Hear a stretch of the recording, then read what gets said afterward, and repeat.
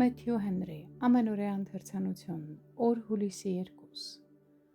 Ոչ ոք թող ձեզ մրցանակից չզրկի կեղծ խոնարհությամբ և հրեշտակների պաշտամունքով, ներթափանցելով այն բաների մեջ, որ չի տեսել, և անտեղի հպարտանալով իր մարմնական մտքի խոհերով։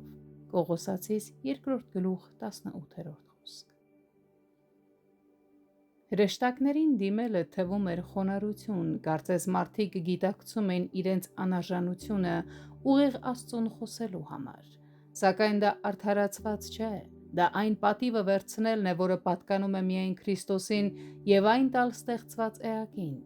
Իրականում այդ չակերտյալ խոնարհության մեջ կար հպարտություն։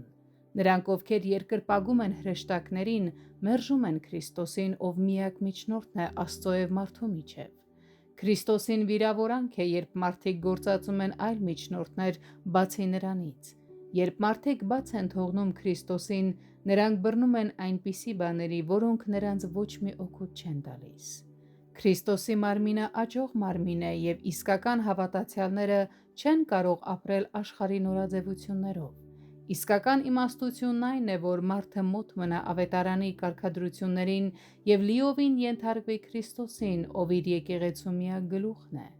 Ինքնահնար տառապանքներն ու պահքը կարող են արտաքնից թվալ որպես առանձնահատուկ հոգևորություն և տառապելու պատրաստակամություն, բայց դա իրականում Աստծուն պատիվ չի բերում։ Այդ ամենը սխալ ձևով ծառայում է մարմնավոր մտքին, բավարարելով սեփական կամքը, սեփական իմաստությունը, ինքնարդարությունը և ուրիշներին արհամարհելը։ Սրանք այն բաներն են, որոնք իրենց մեջ իմաստության նշույլ անգամ չունեն, կամ էլ այս թվացյալը այնքան թույլ է, որ ոչ մի կերպ օգուտ չեն տալիս հոգուն և ոչ էլ բավարարում մարմնի կարիքները։ Այն, ինչ Տերը թողել է ազատ ընտրության, եկեք մենք էլ համարենք այդպիսին, և թող ուրիշներն էլ ունենան նմանատիպ ազատություն։